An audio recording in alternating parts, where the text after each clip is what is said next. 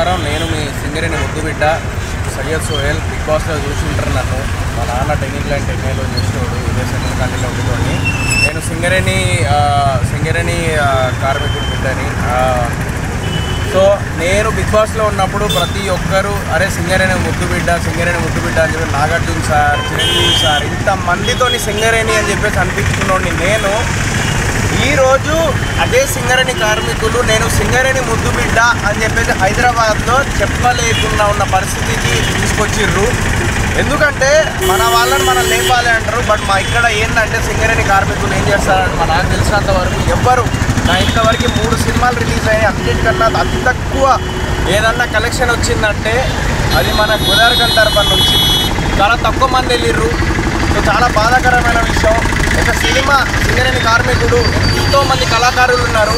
వాళ్ళందరూ సినిమాలు చేస్తూ ఉంటారు.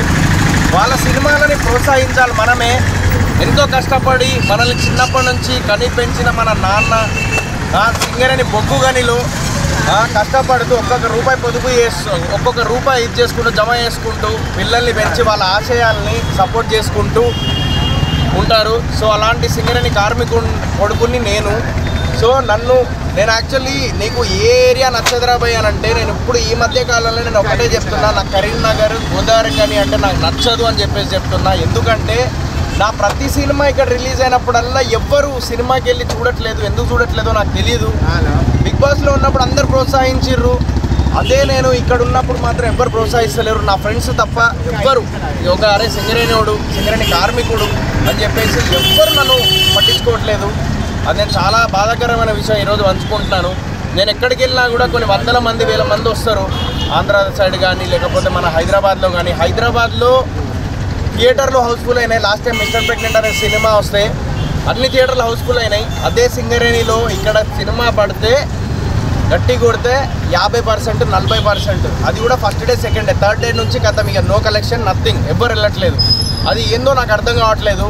సో నాదనే కాదు, ఎంతోమంది సింగరేణి కార్మికుల కొడుకులు ఆవేదన ఇది. వాళ్ళ కొడుకులు ఎంతోమంది సినిమాలు చేస్తున్నారు, ఎంతోమంది కళాకారులు వస్తున్నారు. మన గోదావరిఖండ్ నుంచి ఎంతోమంది టాలెంటెడ్ వాళ్ళు మన హైదరాబాద్లో మొన్న వచ్చిన దసరా సినిమాని పెద్ద హిట్ చేసిర్రు. చాలా హ్యాపీగా ఉంది, చాలా గర్వంగా ఉంది. మన సింగరేణి కార్మికులు బిడ్డనే మన శ్రీకాంత్ ఓదేలా. సో చాలా హ్యాపీగా ఉంది. సో అది నానితో తీసిండు కాబట్టి అందరు వెళ్ళి చూసిర్రు.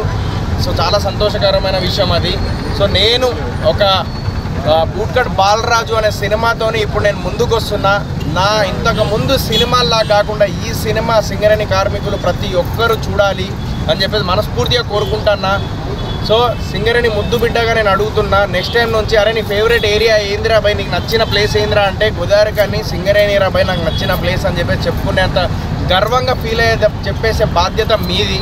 అక్కడ కాలర్ ఎగరేసుకొని తిరగాలి. నేననే కాదు, ఈ సినిమాకి రచయిత మా రాకేష్ గారు చిన్నప్పటి నుంచి నా ఫ్రెండ్. వీడు ఇక్కడే షార్ట్ ఫిల్మ్లు చేసుకుంటూ మన మంచి డైలాగులు ఇక్కడ ఇస్తున్నాడు అని చెప్పేసి, లేదురా బాయ్ నువ్వు అక్కడ ఉండాల్సినోడు కాదు, రారాబాయ్ అని చెప్పేసి గుంజుకు తీసుకుపోయి వాడిని ఆ సినిమాలో రైటర్గా పరిచయం చేసిన. నిన్న హాస్య నటుడు బ్రహ్మానందం గారు ఆయన కూడా రాకేష్ని పొగిడారు, డైలాగ్స్ కానివ్వండి వాడిని కానీ.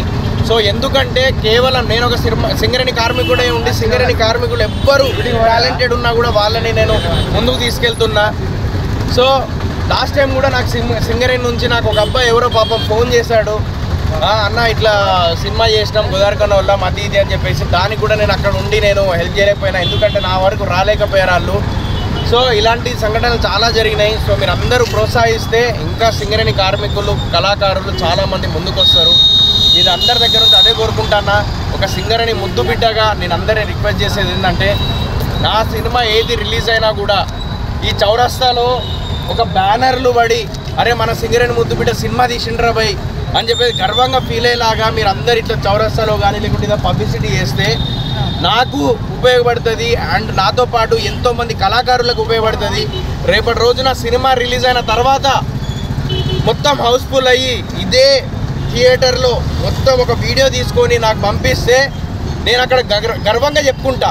ప్రతి సినిమా రిలీజ్ అయ్యేటప్పుడు గోదావరిఖండ్లో వేయకండి సోహెల్ సినిమా వద్దు అని చెప్పేసి అనే పరిస్థితి తీసుకొస్తే లేదు మా వాళ్ళు చూస్తారు అని చెప్పేసి నమ్మకంతో నేను సినిమా రిలీజ్ చేస్తున్నా ఇక్కడ ప్రతి సినిమా. కానీ